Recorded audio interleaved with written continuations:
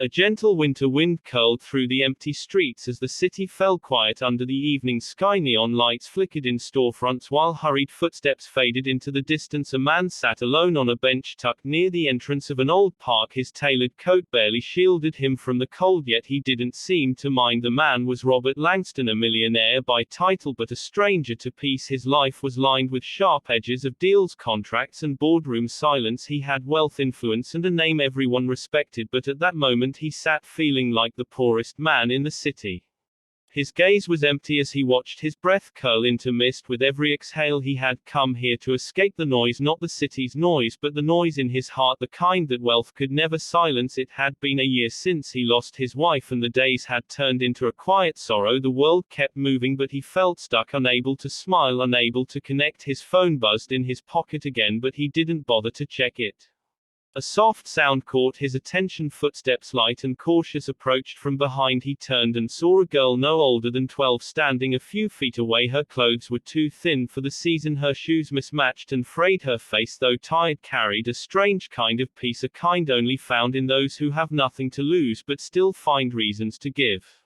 She hesitated, clutching a bundle in her arms before stepping closer. "You look cold, mister," she whispered, then slowly held out a small blanket. It was faded, patched in places, and worn around the edges. Robert blinked, unsure if he heard her right. She added, "You can use my blanket if you want. I don't mind, I've got two." He looked at the blanket, then at the girl. "Are you alone?" he asked quietly. She nodded and sat down a short distance from him, not afraid, not ashamed, just tired and kind. "That's my corner over there," she said, pointing to a cardboard square near a tree. "I usually sleep there when the weather is okay. Tonight feels colder though." He didn't know what to say. The man who could command boardrooms and silence crowds found himself lost in the presence of a child who had given him more warmth than anyone in months. He accepted the blanket gently and wrapped it around his shoulders. "Thank you," he said softly, not knowing how to express the lump in his throat. The girl smiled, a small quiet smile, and rested her chin on her knees. Robert glanced at her again. "Who are you?" he asked softly.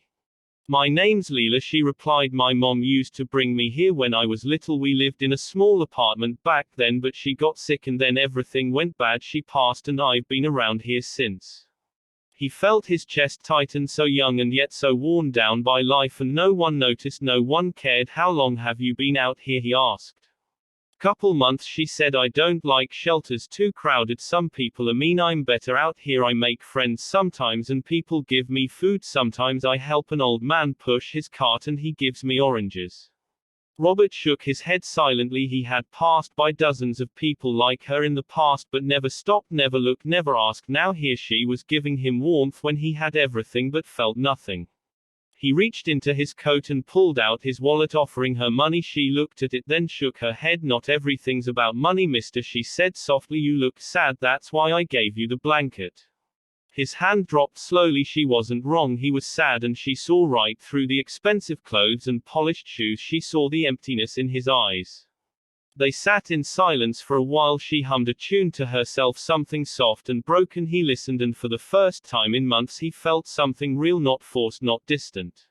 "Would you like some food?" he asked finally. She nodded shyly. He stood and offered his hand. "Come on," he said, "let's find somewhere warm." She hesitated, then took his hand. Together they walked toward a small diner a few blocks away. It wasn't fancy, but it was bright and smelled like grilled cheese and coffee. The waitress gave them a curious glance as they entered, but said nothing. They sat in a booth and ordered soup, sandwiches, and hot chocolate. Lila's eyes lit up at the food, and Robert felt a warmth inside that had nothing to do with the heater overhead. As she ate, she told him stories about life on the street, funny moments, scary nights, kind strangers, cruel ones too. She was wise, far beyond her years, and yet there was still a spark of childhood in her eyes, one that hadn't quite gone out. "Why don't you come stay somewhere safe?" he asked again gently. "I have space, a guest house, clean bed. You don't have to live out here." She looked at him carefully, studying his face. "Are you one of those people who help so you feel better, or do you really mean it?"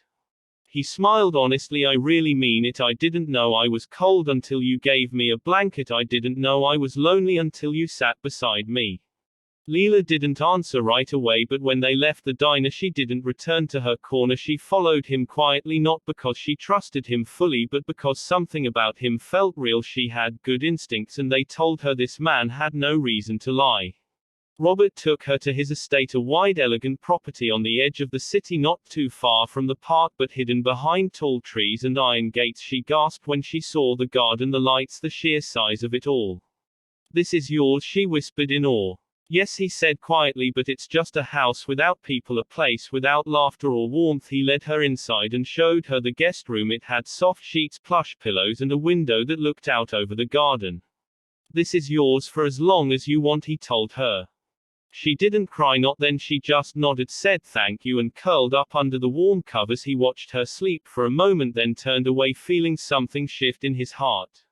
In the days that followed, Robert found himself changing. He hired a social worker who helped Leela with school enrollment, health checkups, and legal guardianship. Leela slowly opened up more. She laughed more, asked questions, explored the house with curiosity, and helped in the kitchen.